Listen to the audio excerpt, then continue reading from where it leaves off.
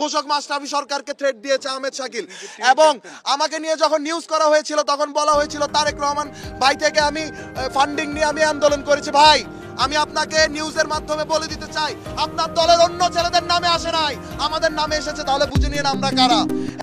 ঢাকার বসুন্ধরা আবাসিক এলাকায় গিয়ে বেসরকারি বিশ্ববিদ্যালয়ের শিক্ষার্থীদের তোপের মুখে পড়েন জাতীয় নাগরিক পার্টির এনসিপি উত্তরাঞ্চলের মুখ্য সংগঠক সার্জিস আলম।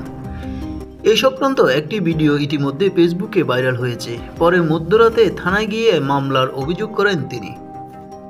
যথেষ্ট অনেকবার ক্ষমা চেয়েছেন, আমরা এখানে সকল ভার্সিটির সবাই উপস্থিত ছিলাম এবং তার বুধবার 5 মার্চ মধ্যরাতে বাটার থানায় গিয়ে তাদের উপর হামলার অভিযোগ করেন তিনি।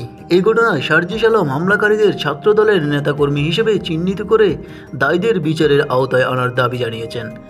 হামলায় অংশ নেওয়া বেশিরভাগ ছাত্র না বলে দাবি করেন তিনি। বাটার থানার ওসি মাহাজারুল ইসলাম বলেন, পাল্টাপাল্টি অভিযোগে দুই পক্ষই থানায় এসেছেন। সার্জিস আলমও আছেন। দুই পক্ষ পরস্পরের বিরুদ্ধে হামলার অভিযোগ করছেন। আমরা তাদের সঙ্গে কথা বলছি।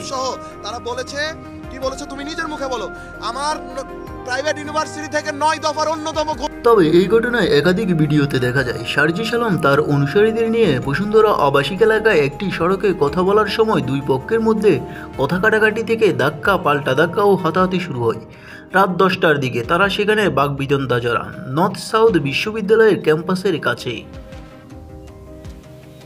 তবে এই ঘটনা উপস্থিত দুজন বলেন, ঢাকা বিশ্ববিদ্যালয়ের বেসরকারি বিশ্ববিদ্যালয়ের ছাত্রদের উপর হামলা নিয়ে বাকবিতণ্ডার এক পর্যায়ে ধাক্কাধাক্কি ও হাতাহাতি শুরু হয়। এই ঘটনা নিয়ে রাত 2টার দিকে সার্জিস আলম তার ফেসবুক প্রোফাইলে এই হামলার জন্য ছাত্রদলকে দায়ী করে পোস্ট দেন। নিউজ বাংলা 29।